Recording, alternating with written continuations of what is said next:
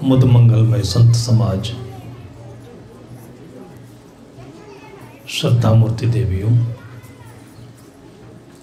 धर्म प्रेमी बंधुओं तथा प्रिय बच्चों,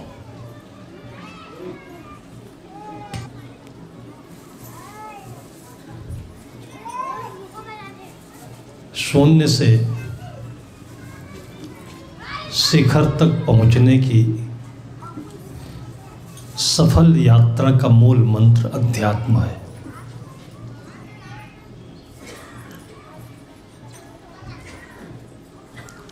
शिखर पर सभी पहुंचना चाहते हैं। जो ऊंचाई है वो सबके मन को लुभाती है, लेकिन शून्य का महत्व लोग भूल जाते हैं।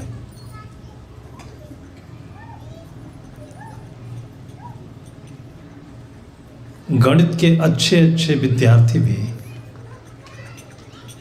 शून्य को नहीं समझ पाते। आम जनमानस में भी वही भ्रम है।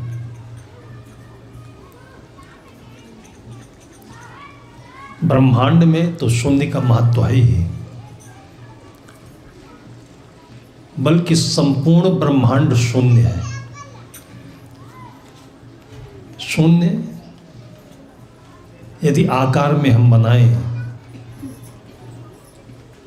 तो जिसको हम एक गेंद कहते हैं, गोला कहते हैं, जिसका कुछ भी आदि अंत नहीं होता है, उसको शून्य कहते हैं। जिसके भीतर में सब कुछ समाया होता है, उसको हम शून्य कहते हैं। लेकिन सामान्य विद्यार्थी को शून्य अंक मिल जाए तो घर भर के लोग मिल करके उसको पीट डालेंगे, टॉर्चर करेंगे।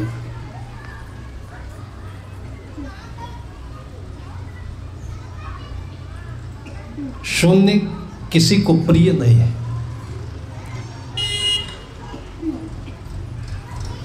शून्य अवस्था में बैठने को ही ध्यान कहते हैं। सामान्य धरातल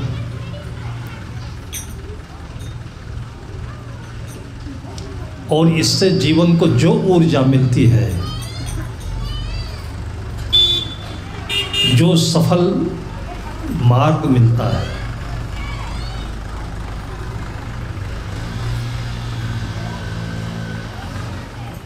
वो दुनिया के किसी भी सिस्टम से नहीं मिल सकता है।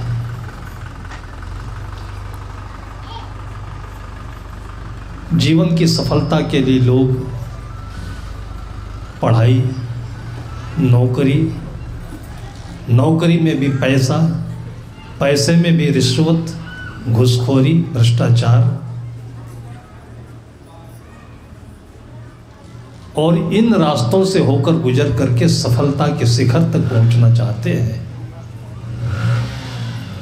और पहुंच जाते हैं उलझन में, विनाश में, बर्बादी में।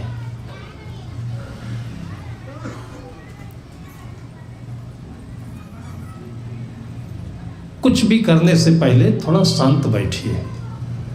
ये शून्य आसन है।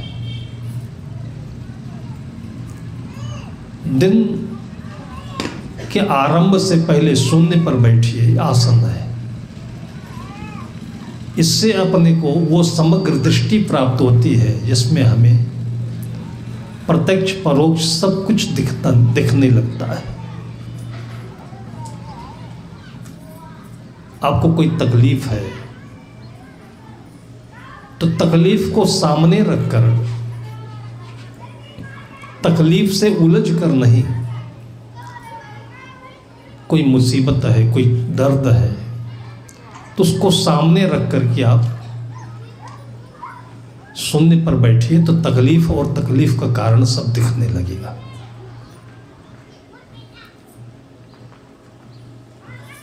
लोग जो एक्सपर्ट ड्राइवर है, गाड़ी पर बैठने से, उसको स्टार्ट करने से पहले गाड़ी पर बैठता है, आराम से बैठता है। जो एक्सपर्ट नहीं होते हैं उनको लगता है कि हम ही गाड़ी को चलाएंगे। अभी 2-4 दिन पहले समाचार में आया था,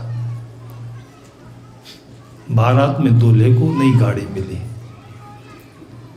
एक तो नई गाड़ी मिलने का हौसला भी इतना आदमी को भीतर से उछाल देता है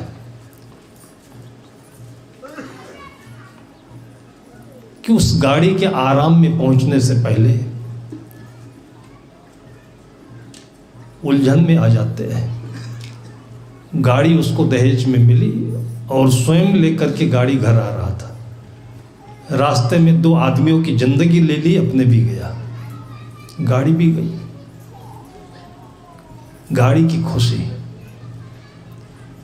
इसलिए आप लोग देखते होंगे कि नई गाड़ियों में एक्सीडेंट बहुत होते हैं, क्यों?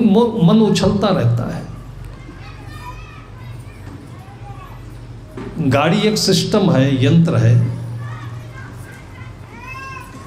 उसको आप नहीं चलाते हैं। गाड़ी में सब सिस्टम फीड है, गाड़ी स्वयं चलती है। आप बैठिए, गाड़ी को इंजन चलाता है। आपको कहाँ जाना है बस इतना फिट करिए, आराम से बैठता है ड्राइवर, फिर देखता है गियर न्यूट्रल है कि नहीं है। गाड़ी गियर में खड़ी हुई और आपने चाबी से स्टार्ट कर दिया तो क्या होगा? दीवार में लड़ जाएगी, कोई सामने होगा दब जाएगा। पहले आराम से बैठिए।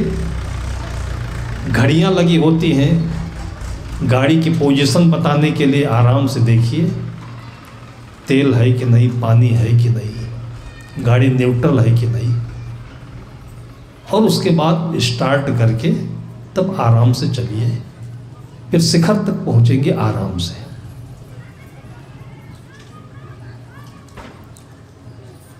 कुछ भी काम करने से पहले मन में उत्तेजना, उलझन, अहंकार, अभिमान, ये सब न्यूट्रल होना चाहिए। भारतीय परंपरा में इसी को पूजा पद्धति कहा गया।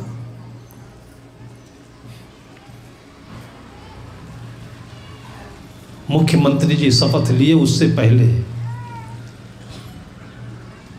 अपनी कुर्सी को संभालते उससे पहले पूजा किया।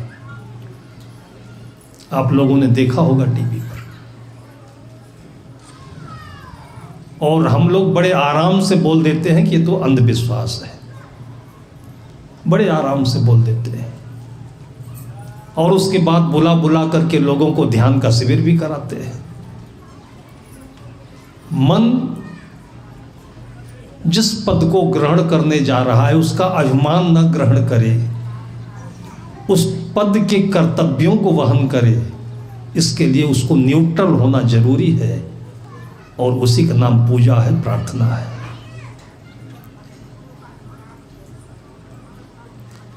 हम भी ध्यान की परिभाषा बताते हैं, लेकिन उलझ करके, उलझन में, अभिमान में आकर। ध्यान मन की शून्यता है। शून्यता का अर्थ होता है विचारों से साम्य होना। उदाहरण ले, जैसे थाली में पानी रखा है, उसमें आप देखिए तो चेहरा बिल्कुल हूबहू दिखाई देगा, जैसे आप हैं वैसे ही दिखाई देगा। और उंगली लगा दीजिए पानी में, हलचल आ जाए, और तब उसमें झांकिए, देखिए तो कहीं ऊंट दिखाई पड़ेगा, कहीं बंदर दिखाई पड़ेगा, कहीं भालू दिखाई पड़ेगा। है आपको अपनी शक्ल फिर ठीक नहीं दिखाई देगी। कुछ भी काम करने से पहले आप उस पानी को, मन के तल को, अंतःकरण को शांत करें। तो उस काम तक पहुंचने के लिए कौन कौन साधन चाहिए, सुविधाएं चाहिए, पथ प्रशस्त कैसे होगा, ये सब आपको दिखाई देने लगेगा आराम से। लेकिन हम उंगली लगा देते हैं।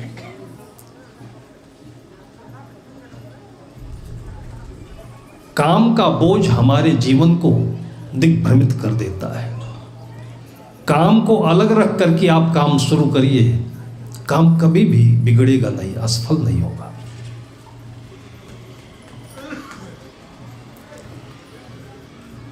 प्रयाग में शाम का समय, गर्मी के दिन थे। 2-3 पंडा, भांग खाने की आदत थी, भांग खाए और मस्ती करने के लिए वो त्रिवेणी संगम पर आ गए। नशा था ही, होश में थे नहीं। हमें काम करना है, हम करेंगे काम, ये नशा है। भांग के नशा से भी खराब नशा है ये। मैंने अच्छे अच्छे डॉक्टरों को देखा है जो ऑपरेशन करते हैं हार्ट का या ऐसे कोई मेजर ऑपरेशन होता है, तो पहले आंखें बंद करके किसी को याद कर लेते हैं, तब काम शुरू करते हैं। कई लोगों से बातचीत में मैंने उनसे पूछा ऐसा क्या करते हैं, उन्होंने कहा कि साहब ये हम नहीं करते ऑपरेशन, भीतर से कोई करा देता है। इसलिए हर एक ऑपरेशन से पहले उनके अभिभावकों से, परिवार वालों से एक सिग्नेचर अनुमति ले लेते हैं कि मरीज बच भी सकता है, जा भी सकता है। हालांकि डॉक्टर 99% बचाता है, लेकिन वो नहीं कहता कि हम बचाते हैं, इसलिए कि वो इसके अहम को लेकर काम नहीं करना चाहता। उस अहम से हम अलग हो सके, वो हमारा शून्य धरातल है। क्योंकि आप एक अलग चीज है, आपके भीतर एक सिस्टम है, मन है, मस्तिष्क है, आपका लक्ष्य है, आपके भीतर में बहुत सारी चीजें हैं। वो तीनों भांग की नशा में थे और मन में आया कि शाम के समय मल्लाह लोग अपनी नौका पर बैठा करके लोगों को त्रिवेणी संगम घुमाते हैं नदी में, और शाम के समय नौका को बांध कर घर चले जाते हैं। खूंटे में बांध इसलिए देते हैं कि हवा आए, तूफान आए तो नौका बह नहीं जाए। उन तीनों के मन में आया कि इस नौका पर बैठकर और चलते सैर करते हैं, और प्रयाग से सैर करते करते बनारस पहुंचते हैं। गंगा बनारस होते हुए जाती है। तीनों बैठ गए, वो पतवार चप्पू पकड़ के चलाने लगे। चलाते चलाते चलाते चलाते थक गए, दूसरा चलाया, तीसरा चलाया,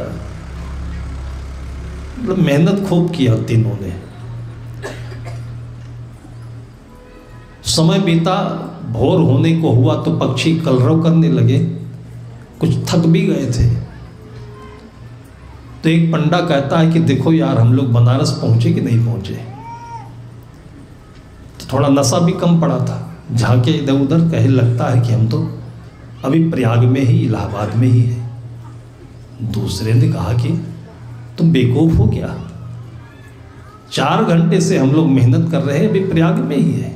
कहा तुम ही देख लो। वो भी आंख खोल करके देखता है तो भी कहता है कि लगता है प्रयाग में ही है। तब झड़क कर दोनों ने कहा तीसरे से, तुम ठीक से देखो। वो उतर गया और देखने लगा तो उसने कहा यार हद हो गई, ये बनारस कैसे पहुंचती है नौका, इसकी रस्सी अभी खूंटे से खोला ही नहीं, ये तो केवल हिलती रही, बस पहुंची कहीं नहीं। क्योंकि नशे में थे, होश में थे नहीं। नौका की रस्सी खूंटे में बंधी थी, पूरी रात भर चलाते रहे नौका। सदगुरु कहते बैठत ना ही साधु की संगत, ना दे जन्म गयो। संत को बैठा हुआ देख करके लोग बोलते हैं बैठने से कोई काम होता है क्या। कितने साधुओं को भी यही भ्रम है, वहम है। हम लोग गुरुदेव जी के पास जब आए, 18-20 साल की उम्र थी, लगन थी और स्वच्छ मुक्त जीवन जीने का शौक था। अभी भी सबके अपने अपने विजन में है। 18-20 साल की उम्र में न जाने कौन दृष्टि थी अंदर से कि ऐसा लगता था बहुत जिंदगी जी ली है। गृहस्थी में क्या क्या होता है, संसार क्या है, सब कुछ समझ में आ गया। पहली बार जब गुरुदेव जी के दर्शन हुए, सदगुरु विशाल देव के जीवन वृत्तांत में आप लोग कहीं पढ़े होंगे, बंदिया बाग, गांव छोड़ करके उसी बाग में आ गए। गुरु उनके दिवंगत हो गए थे और उनको स्वच्छ मुक्त जीवन जीने का शौक था, और यही नाम साधु का है। साधु का कुछ भी दूसरा काम नहीं है, एक अच्छे ढंग से जीवन जीना, मुक्त जीवन जीना। और एक गृहस्थ का भी यही काम है।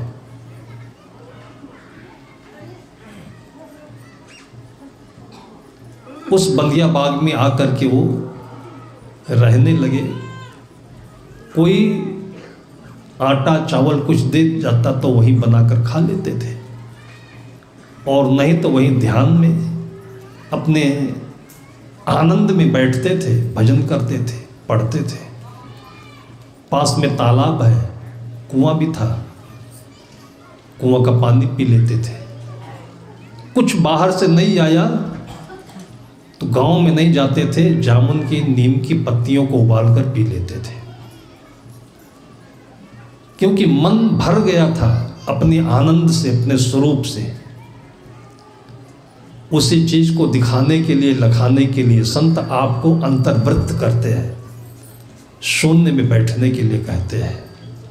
ये शून्य बहुत बड़ा खजाना है, विद्यार्थियों के लिए भी, बिजनेसमैन के लिए भी, नौकरी वालों के लिए भी। सब कुछ पा करके भी जो कुछ पाया हुआ नहीं होता है, उसके लिए भी। जो नहीं पाया है उसके लिए तो ठीक है, लेकिन जो सब कुछ पाया हुआ है और फिर उसको लगता है कुछ पाया नहीं अभी।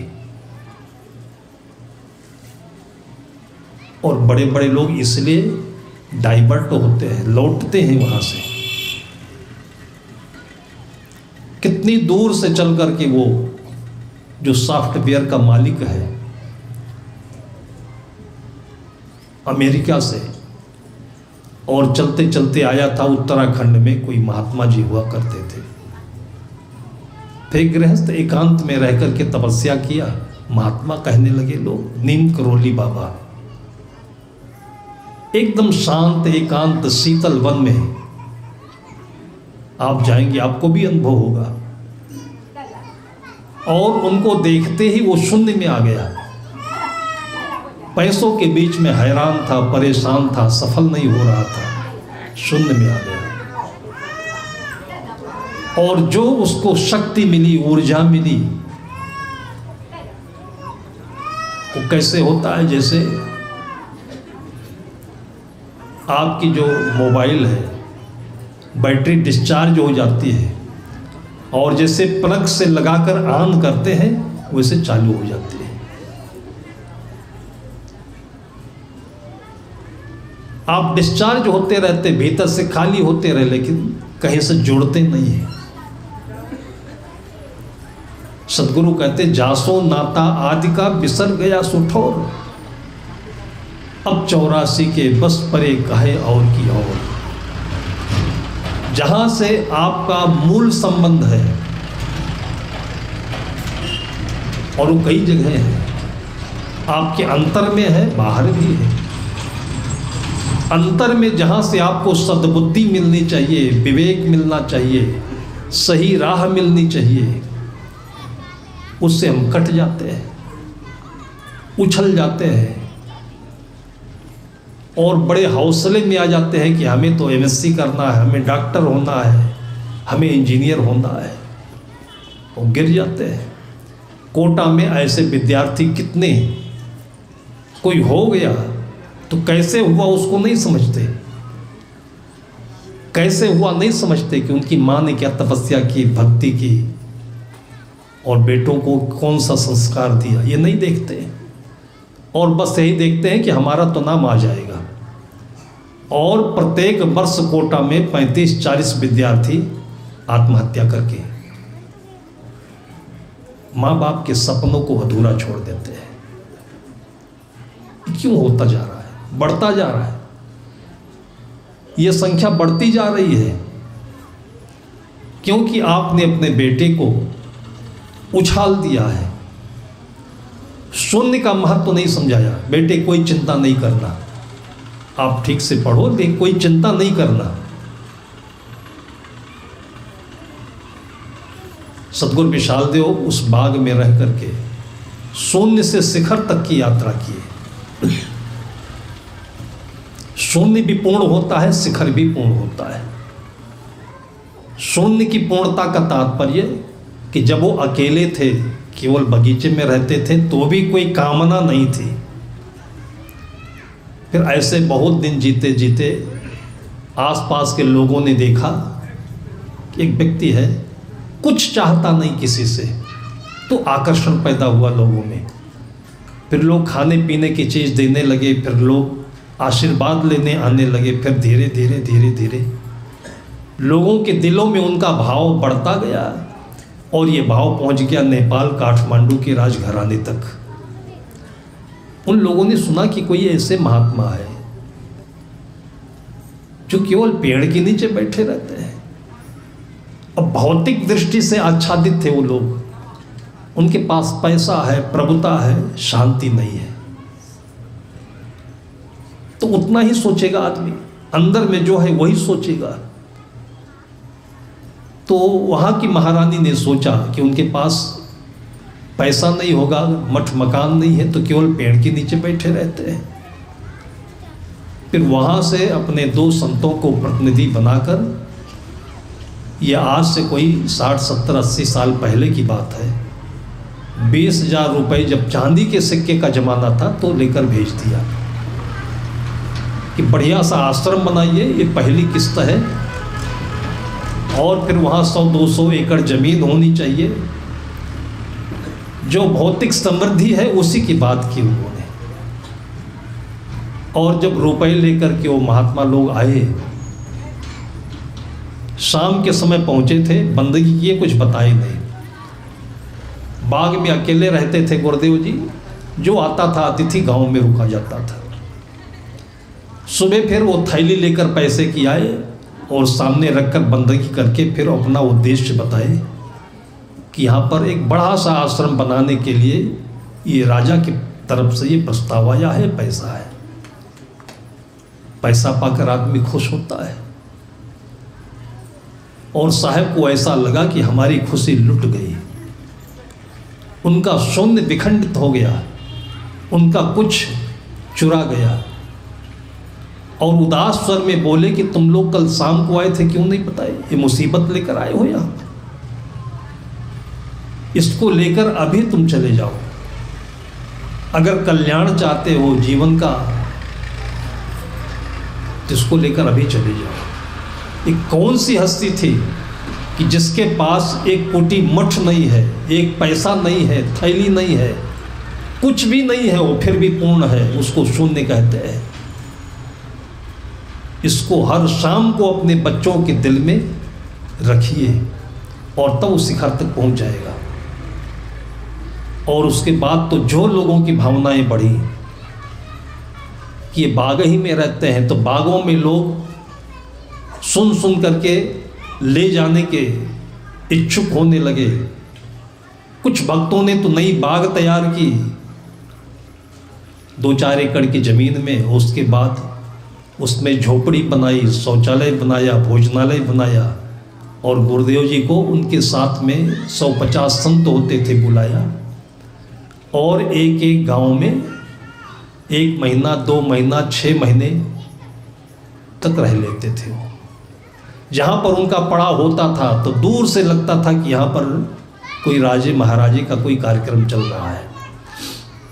कुछ नहीं था उनके पास। वो जमाना था जब बहुत गरीबी होती थी, लेकिन 100 लोगों के साथ एक गांव में महीनों महीनों तक पड़े रहना, कहाँ से भोजन होता था। और इसका जो प्रभाव पड़ा, गुजरात, राजस्थान, नेपाल, छत्तीसगढ़, मध्य प्रदेश, हरियाणा, दूर दूर से इसको लोग देखने आते थे। ये उपन्यास नहीं है, कहानी नहीं है, ये सच है, हम लोगों की अपने आंखों देखी है। उसी परंपरा में मैं आया। जब मैं आया हूँ सन 1980 के आसपास में, तो सदगुरु विशाल देव के परम शिष्य सदगुरु प्रेमदेव पहली बार जब उनके दर्शन किया तो उसी बाग में थे, वो बधिया बाग में। तब उनका वही प्रवास चल रहा था। पेड़ के नीचे ऐसे कचला बांधे बैठे, दूर दूर पेड़ों के नीचे संत लोग बैठे। इतना आनंद आया, ये सच्चा जीवन है। अभी तक घर में रहा, स्कूल गया, पढ़ाई किया, बुद्धि से दिमाग से सब कुछ किया। दुनिया जो करती है उसके पीछे, उसके साथ, उसको देख करके, लेकिन ये मन कहीं टिकता नहीं था कि क्या है ये। स्कूल में जब 8वां पास करके 9th में एडमिशन कराना हुआ, बहुतों से सलाह ली कि कौन सब्जेक्ट लेना चाहिए, लेकिन माँ भाग्यशाली हूँ कि ऐसे मिली। उसने कभी पढ़ाई के लिए फोर्स नहीं किया कि तुम्हें डॉक्टर बनना है, कि नौकरी करनी है, कि तुम्हें इंजीनियर बनना है। दूर दूर तक कुछ एक शब्द भी नहीं कहा कभी उसने। लोग पढ़ने जाते हैं, तुम भी पढ़ो। स्कूल में गया तो क्या सब्जेक्ट लेना चाहिए, तो मेरे मन में था कि जो सबसे अच्छा सब्जेक्ट होता वो पढ़ूंगा। साइंस साइड मन आ जाता है। तो लोगों ने डरवाया भी, साइंस बहुत टफ होता है, तुम देहात से आते हो, तुम 5 किलोमीटर पैदल चल कर के आते हो। डरवा दिया तो मैंने जाग्राफी ले लिया। जाग्राफी है, इंग्लिश है, हिंदी है। और केवल 2 दिन स्कूल में गया क्लास में, और मास्टर साहब ने कहा कि इसकी परिभाषा याद करके आना। और याद करना मुझे सबसे खराब लगता था। क्यों याद करूं मैं? मन में आता था कि किसी ने कुछ लिखा हो तो मैं क्यों याद करूं? हमें आप समझाइए उसको, हमारा अंतःकरण स्वीकार करे उसको। दूसरे दिन क्लास में खड़ा किया गया, भूगोल की परिभाषा मुझे नहीं आई। सबके बीच में फजीहत हो गई।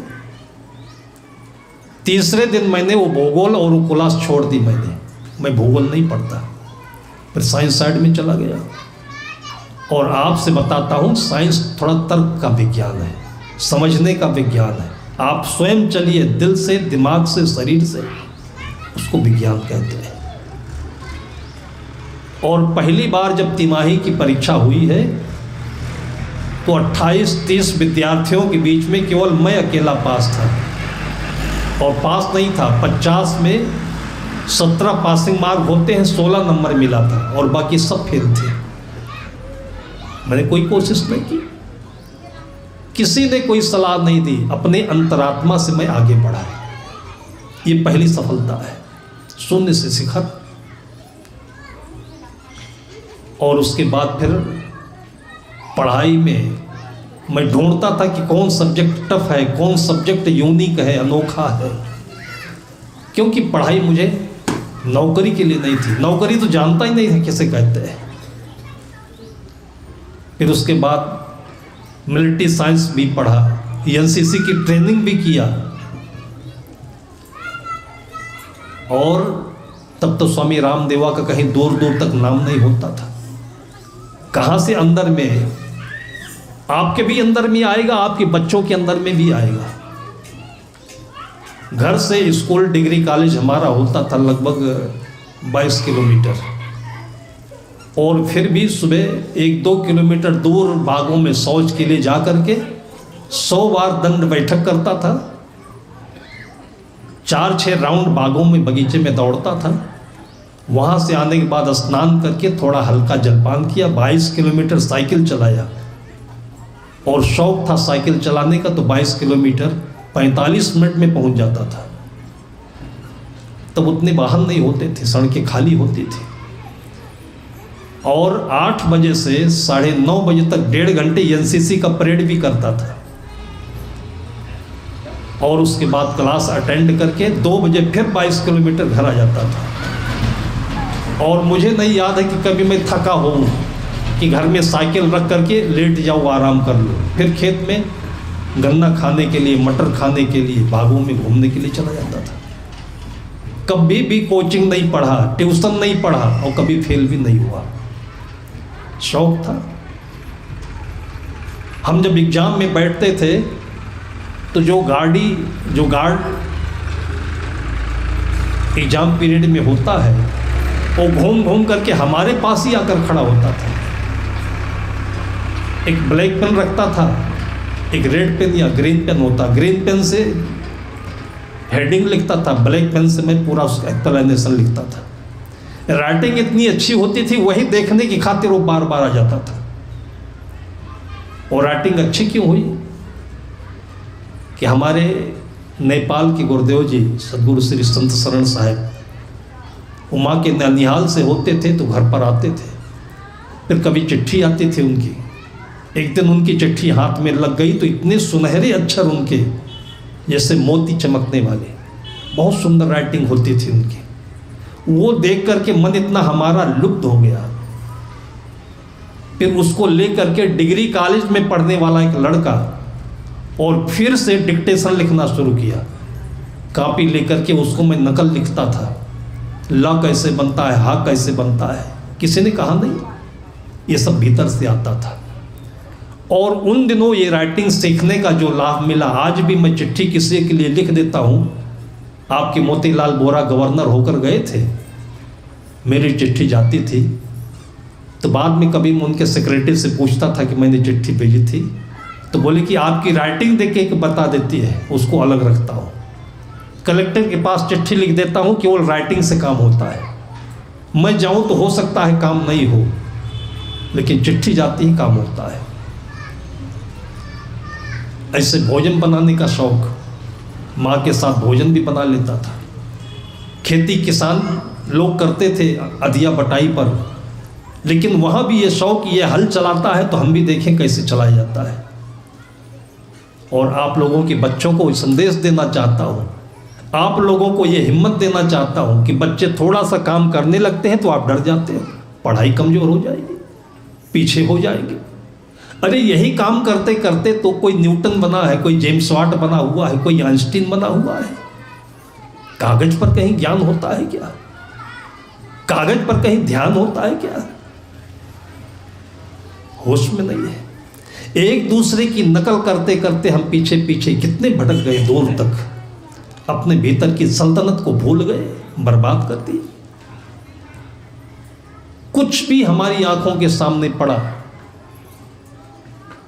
और उस चीज को मैंने सीखा ना हो, ऐसा नहीं है।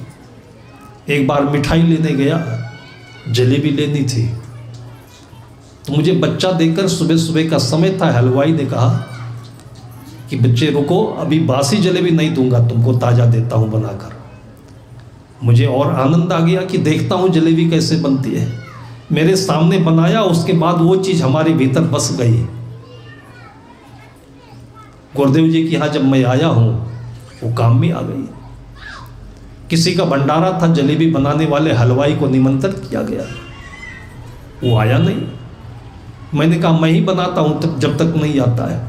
आधी जलेबी बना दी तब आया, और बाद में जो बना कर गया तो उसकी जलेबी कोई नहीं खाई। ज्ञान तो आपके भीतर में है, जो सामने चीजें पढ़ते हैं उसी से आप चिपक जाइए और आप देखिए ज्ञानी बनते कि नहीं बनते। किससे चिपके? ध्यान से चिपके। बरसात के दिनों में बड़ा सा बरामदा होता था, तो आसपास के पड़ोसी लोग आ जाते थे थोड़ा समय बिताने के लिए। तो समय बिताने के लिए कोई रस्सी बना रहा है, कोई खटिया बन रहा है, कोई ये जो झुआ होता है जिसमें सामान वगैरह रखे जाते हैं, कहीं बांस का बनता है, कहीं अरहर का बनता था। और उस समय हमारी उम्र क्या रही हुई, 5वीं 7वीं में पढ़ते थे। लेकिन आप लोगों से बताता हूँ कि मैंने रस्सी बनाना भी सीखा, 2 की रस्सी, 3 की रस्सी, चारपाई बनाना भी सीखा। बच्चियाँ पंखा बनाती थी, उसको भी मैंने सीखा। सिलाई भी मैंने सीखी। आज भी हमारी झोली में सुई धागा रखा रहता है। अगर किसी का कपड़ा फट गया हो तो हमसे अच्छा रफू नहीं कर सकता कोई, हमने वो भी सीखा। जिंदगी में जो ज्ञान मिला हुआ है वो हमारे भीतर में है, और फिर उसको आप बाहर प्रकट करिए। इसी का नाम ध्यान है, इसी का नाम पढ़ाई है। हमारे बच्चों को हमने अपने ज्ञान से दूर कर दिया है। सद्गुरु संतों ने समझाया तो केवल विद्वान बनने के लिए हम लोग प्रयोग करते हैं। बीजक याद कर लिया, अर्थ कर लिया, विद्वान हो गए, कबीरपंथी हो गए। दूसरों का खंडन करना ही आज कबीरपंथ का दूसरा नाम हो गया है। बातों में लोगों को उलझाए रखना, उहाड़ देना, उछाल देना, कुछ भी करके दिखाओ, वो कबीर है। दुनिया में जो कुछ नहीं कर पाए पंडित लोग, उसको कबीर ने किया, उसका नाम कबीर है। और वो ताकत थी ये करने के बाद उनके पास में कि 118 115 वर्ष की उम्र के बाद वो काशी से और मगहर तक पैदल चले गए, उसका नाम कबीर है। और आज हम लोग थोड़ी थोड़ी दूर के लिए सवारी ढूंढने लगते हैं, भोजन अपने हाथ से नहीं बना सकते हैं, कोई काम अपना स्वयं नहीं कर सकते हैं, परावलंबी जिंदगी जी रहे हैं और कबीर बनते हैं। केवल बीजक का अर्थ कर लेना कबीरपंथ नहीं होता है, केवल वेदों को पढ़ लेना वेदांत नहीं होता है। साधु का मतलब जो ऑलराउंडर है, अपनी पूरी जिंदगी को एक एक क्षण, एक एक पल जीता है, करके जीता है और सामने आदर्श के रूप में उपस्थित होता है। सदगुरु कहते जय खोजत कल्पों गया है, घटही माहि सुमूर, बाढ़ी गर्भ गुमानते ताते पर गए दूर। हमारे पिताजी को बार बार नाई बुलाना पड़े, दूर होता था, कभी आए कभी नहीं आए, और मैं पढ़ता था।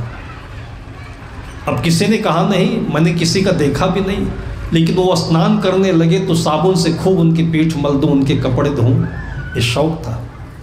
और आज हमें पूर्ण संतोष है कि जब घर छोड़ करके आया तो मन में कभी भी ऐसी कृतज्ञता नहीं आई कि माँ बाप ने पैदा किया और उसके बाद उनको धोखा देकर साधु हो गए। फिर उनकी दाढ़ी भी बना देता था, उनके बाल भी बनाता था। फिर जब साधु जीवन में आया तो फिर वही बात आ गई कि कोई नाई आता था तो सब साधुओं के बाल उतारता था। फिर नए उम्र में मैं साधु हुआ था, बाल कड़े थे और नाई पता नहीं छुरा लेकर के अस्तुरा लेकर आया था कि कोई फावड़ा लेकर आया था। इतनी मोटी धार थी उसकी कि आंख से जितने आंसू रोने में नहीं आते हैं वो सब आ गए। जब मैंने कहा भाई आपका ये अस्तुरा ठीक नहीं लगता है तो हमको फटकारने लगाओ, तो उसी दिन से मैंने निश्चय किया कि अब कभी भी दूसरे से बाल नहीं बनवाएंगे। अपने पास हम सामान रखते हैं, अपने हाथ से बनाते हैं। आपके जीवन में ये जो ज्ञान भीतर से मिला हुआ है, सदगुरु कहते हैं जय खोजत कल्पो गया, घट ही माहि सुमूर। मूल रूप से आपके घट के भीतर में वो चीज है। बाढ़ी गर्व गुमानते ताते पर ये दूर। हम क्यों करें, हम तो छोटे हो जाएंगे।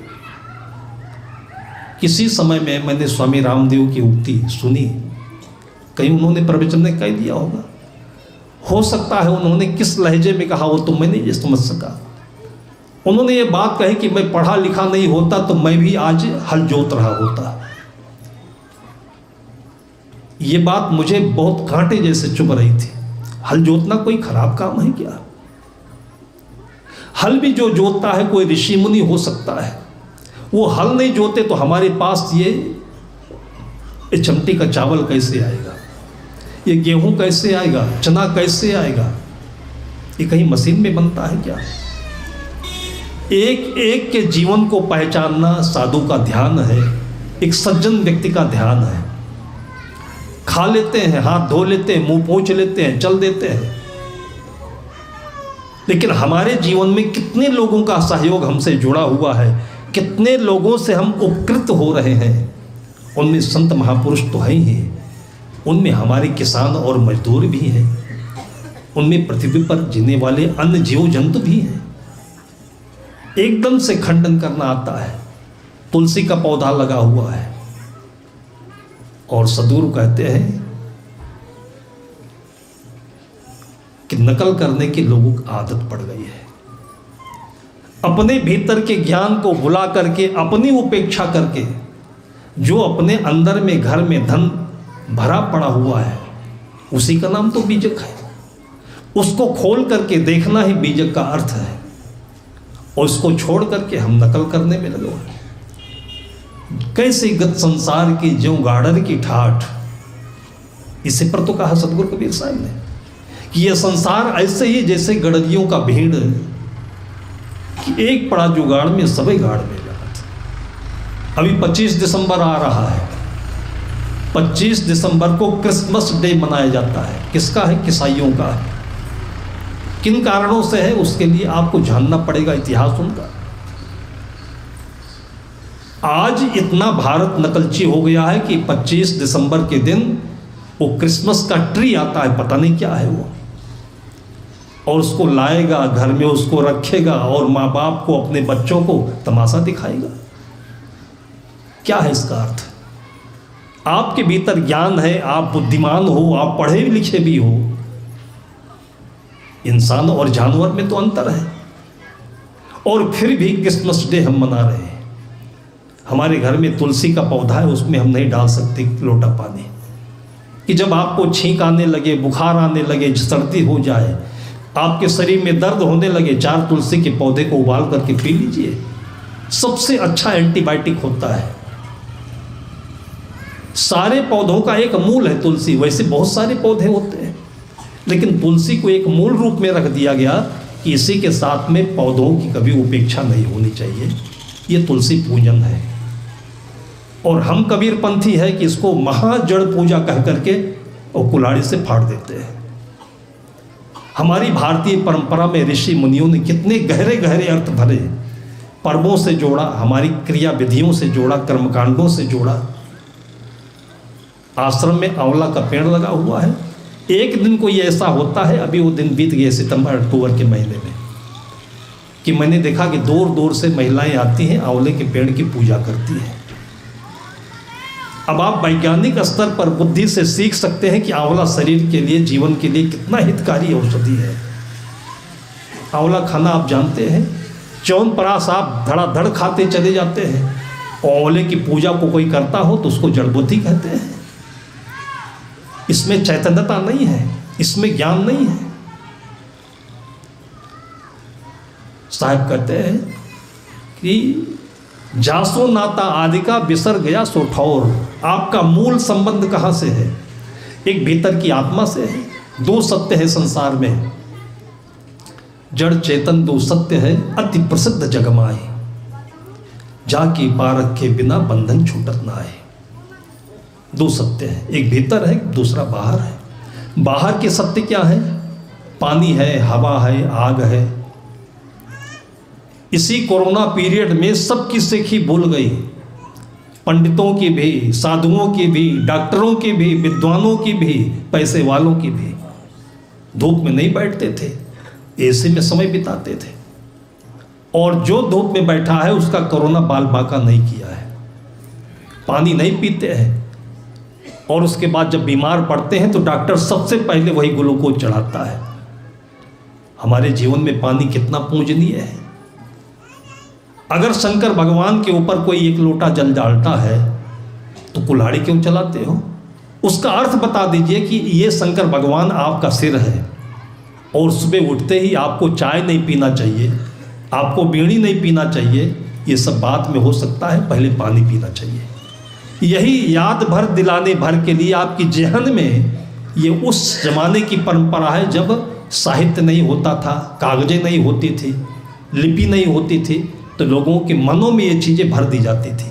उसको सुरती कहते हैं, स्मृति कहते हैं, और उसके बाद में उसको कर्मकांड कहते हैं। इतनी सी बात हम नहीं समझा सकते किसी को। हमारे जीवन में जल का कितना महत्व है आज देखिए तो मोदी जी के स्लोगन के अनुसार जल है तो कल है। पानी नहीं पी सकते। 1000 बीमारियां आप लोगों के बीच में पानी के अभाव में पैदा होती हैं। हार्ट अटैक देख लीजिए, बीपी देख लीजिए, डायबिटीज देख लीजिए। पानी ठीक से पीजिए तो भोजन कम हो जाएगा, और भोजन कम होगा तो बीमारी अपने आप चली जाएगी। ये धर्म नहीं है क्या? सदगुरु कहते हैं जासो नाता आदि का। आप जब पैदा हुए थे तो सबसे पहला संबंध आपका दूध से हुआ था, उसमें पानी है 50%। दूध पीना चाहिए, तो अंडा खा रहे हैं, खून पी रहे हैं दूसरों का। जब माँ ने आपको जन्म दिया था, सबसे पहला संदेश दिया था, माँ कोई हिंदू नहीं होती, माँ कोई मुसलमान नहीं होती, माँ क्रिश्चियन नहीं होती है, माँ माँ होती है। और बाद में जो हिंदू बनते हैं, क्रिश्चियन बनते हैं, मुसलमान बनते हैं, उनकी माँ के भी स्तन में बच्चे के होने के बाद में सबसे पहले दूध आता है, और उस जगह से दूध आता है जहाँ पर रक्त नलिकाएं होती हैं, उसमें खून भी होता है। अगर आपका आहार खून होता, मांस होता, तो दूध ना आकर के सीधे आप खून ही पीते माँ का। दूध और खून में कोई तात्विक अंतर नहीं है, दोनों में प्रोटीन है, लेकिन एट ए टाइम बच्चे के जन्म के बाद में वो खून सफ़ेद क्यों हो जाता है? यह आपके लिए सबसे पहला संदेश है कि आप शांतिपूर्ण जीवन जिए, किसी का खून नहीं पिए, दूध पिए आप। और दूध की परिभाषा संतों ने क्या करी? बिन मांगे सो दूध बराबर, मांगे मिले सो पानी, कहें कबीर सो रक्त बराबर, जामे ऐचा तानी। वो चीज़ खाइए, वो चीज़ पाइए, वो चीज़ स्वीकार करिए जिसमें किसी के मन को तकलीफ ना हो, दुख ना हो, द्वंद्व ना हो। बिन मांगे सो दूध। और आज इस अर्थ को बोल करके दूध भी निकालते हैं, तो ऐसा निकालते हैं, मैंने देखा एक बार, सुबह टहलने के लिए निकला था एक गांव से, तो मैंने देखा घर के सामने एक भैंस बंधी थी, एक लोग डंडा लेकर खड़े, एक बाल्टी लेकर खड़ा, भैंस छटपटा रही थी, खूंटे से बंधी थी, और डंडा वाला व्यक्ति बार बार पड़ भैंस की पेट में डंडा मारते जाए। मैं खड़ा हो गया, देखता रहा। मैंने कहा भाई इस भैंस को बांध कर क्यों मार रहे हो? ये जानवर है, ये बोल नहीं सकती, आपसे कुछ कह नहीं सकती है। अगर मारना है, आपको मारने का शौक है, तो इसकी रस्सी खोल दीजिए, मारिए इसको, तब उसको पाएंगे आप।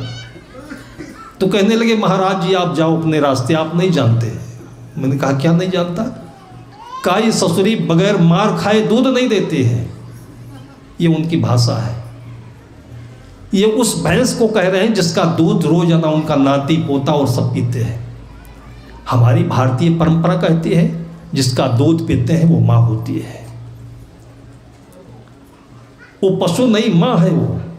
ये संस्कार आपको दुनिया के किसी धर्म में नहीं मिलेगा, किसी धर्म की व्याख्या ने नहीं बताया। क्रिश्चियन वाले बताए होते तो ये मांस खून क्यों पीते दूसरे का? अगर इस्लाम धर्म में ये सेंसेशन होता, संवेदना होती, तो कम से कम जिसका दूध पीते हैं उसको तो नहीं मारते। उसने हमसे कहा कि ये दूध नहीं देती। तुमने कहा डंडा खाने से दूध देती? कहा देखिए आप खड़े होकर देखिए, अभी दूध देगी है। मैंने कहा बात तो आप ठीक कह रहे हो, ये डंडा खाने से दूध देती है। डंडा खाने से दूध नहीं देती, तो मैंने तो सुना है कि घास खिलाओ, दाना खिलाओ, पशु आहार खिलाओ, तब दूध देती है। आप ही एक ऐसे आज अनोखे व्यक्ति मिले हो जो बता रहे हो कि ये डंडा खाने से दूध देती है। ये डंडा हमको दीजिए आप। ये डंडा तो ऐसी चीज़ है कि आपके पीठ में लगा दूंगा और भी आपके पायजामा से दूध निकल जाएगा, उसको दूध कहते हैं।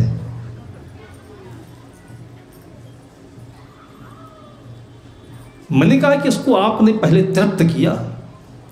एक पौधे से आप आम खा रहे हो और कोई उसकी जड़ में पानी डालता है तो आप कहते हो कि जड़ पूजा है ये। और आज कबीर पंथ यूं ही दिनों दिन बदनाम होता जा रहा है। आज समाज दिनों दिन ऐसे बदनाम होता जा रहा है। सेंस नहीं हमारे भीतर में। साहब कहते कि जय खोजत जासो नाता आदि का बिसर गया सो ठौर। आप जिस घर में जिस थाली में भोजन करते हो, आपकी वृत्ति अगर ध्यान सही है तो वहां तक पहुंचना चाहिए कि इस भोजन का एक एक कण कहां से आता है, कितनी मेहनत करके चावल आता होगा, दाल आता होगा, इनके घर के लोग मजदूरी करते हैं कि नौकरी करते हैं, आपने पता लगाया कभी? हम पूजा ले लेते हैं, पैसा ले लेते हैं, खाना खा लेते हैं, लेकिन मूल तक नहीं पहुंचते हैं कि कैसे आता है ये, तो ज्ञान कहां पूरा होगा? और ये किसका ज्ञान है? अगर एक कलेक्टर हो करके और वो अपने कस्टमर जो उसके पास कोई आता है पब्लिक और उसके दर्द को नहीं समझता है तो उसकी पढ़ाई का, उसके शिक्षित होने का क्या अर्थ है? एक माँ जो शिक्षित नहीं होती थी और उसका बेटा कब पेशाब करेगा, कब उसको लेट्रिन होगी, कब उसको भूख लगी है, ये माँ समझ जाती है। बच्चा तो बोल नहीं पाता है, लेकिन उसकी भाषा से, उसके रोने की आवाज़ से एक एक रोए को माँ पहचानती है और एट ए टाइम पूरा करती है सब कुछ। और वही बेटा जब पढ़ लिख करके होनहार हो गया तो माँ बिलखती रहती है, कराहती रहती है, वो पहचान नहीं पाता है। वही कलेक्टर बन गया, उसके पास वो लोग आते हैं जो गांठ भर कीचड़ में खड़े होकर खेतों में धान की रुपाई करते हैं, जो पूरी जेठ की दोपहरिया की धूप को पीठ में सह करके गेहूं पैदा करते हैं। वो कलेक्टर के लिए गेहूं और ये धान कहीं बाहर से आता है क्या? अगर उसको सच्ची शिक्षा मिली होती माँ के द्वारा, पिता के द्वारा, तो आज आम सामने आए हुए किसी भी व्यक्ति को निराश नहीं करके भेजता हो। और आज ये दशा है कि जितने भी पढ़े लिखे लोग हैं उनसे ये देश परेशान है। नौकरी पा गई तो भ्रष्टाचार से परेशान है, और नौकरी नहीं मिली तो देखिए संसद के सामने उछल कूद मचा रहे हैं। सरकार आपको पढ़ाई भी और सरकार आपको नौकरी भी दे, बाप आपको कमाए भी और पढ़ा करके इतना बड़ा कर दे, अन्न कमा करके आपको इतना बड़ा कर दे, उसके बाद बाप ही आपको जिंदगी जिलाए। ये हमारी शिक्षा है। हमारे भक्त आते हैं, अपनी कहानी उन्होंने बताई और उस कहानी को